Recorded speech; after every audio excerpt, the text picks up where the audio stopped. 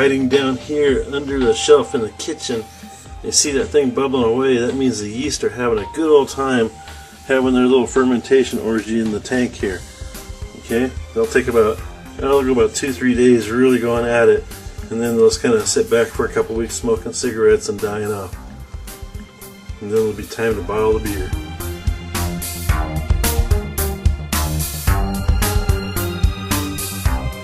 Okay, the next step in our beer making process is after the beer has fermented in this tank for just a little over 2 weeks, I'm putting it up here on the kitchen counter, just letting it sit for a while. I want all the little sediment to fall to the bottom here. Okay, what that's going to do is, you'll notice that this tap is just a little bit off the bottom, and all the yuck and gunky stuff will fall here. And I could put a hose on here and transfer it to another tank and kind of give it a little bit of filtering. But what I have to do right now is take a little of this fermented beer. I'll put it in this little test tube here.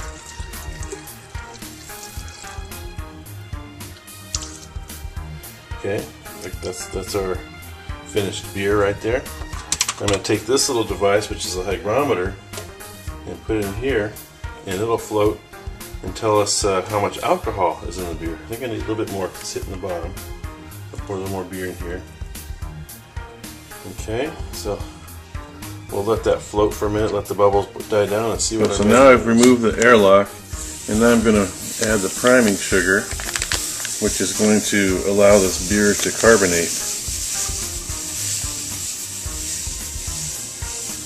And how that works is whatever yeast are left over and haven't died will wake up when the sugar is added and say, "Ooh, food!"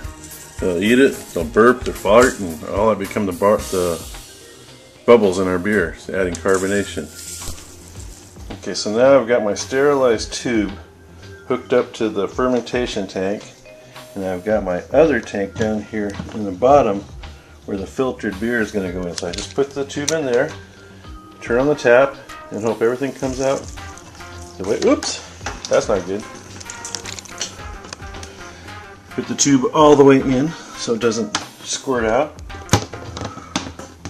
Just put the tube down in farther, and then I gotta wipe up this mess.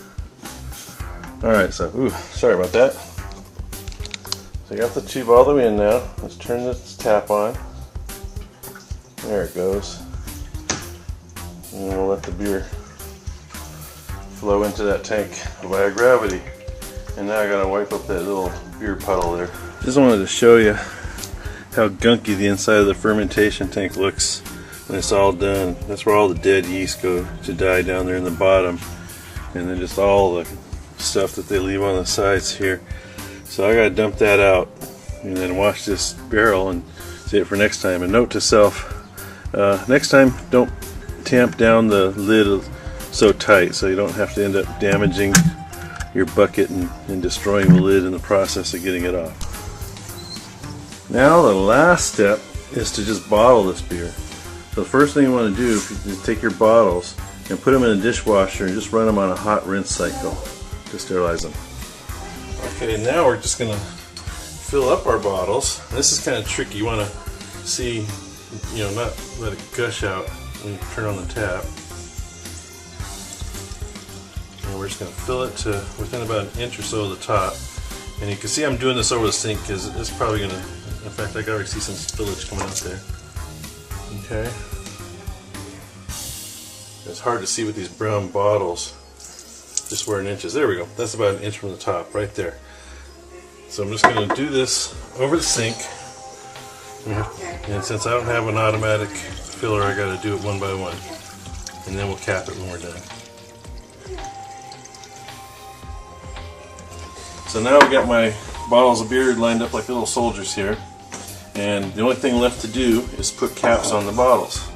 So have our fresh caps here, put that on top of the bottle, and we take this device here that has a little round circle for the bottle cap to go into and two grips for the bottle itself. So we put that on top of the cap, grip the side of the bottle, crimp it down with those two handles like that. And there we have it, our first finished bottle of our homemade Belgian Dubbel Ale. Now what we're going to do, I'm going to finish bottling these, And we're just going to let it sit for a few weeks to build up some carbonation and flavor, and we'll do a taste test. Okay, so bottling is finished. I filled all 48 bottles, plus I had enough left over to fill 2 wine bottles. So don't want to let any of that go to waste. So that's it. We made our Belgian Dubbel Ale. Now we're just going to let it age for a few weeks, and then we'll do a taste test. We'll do another cocktail hour for you then. Until then, cheers!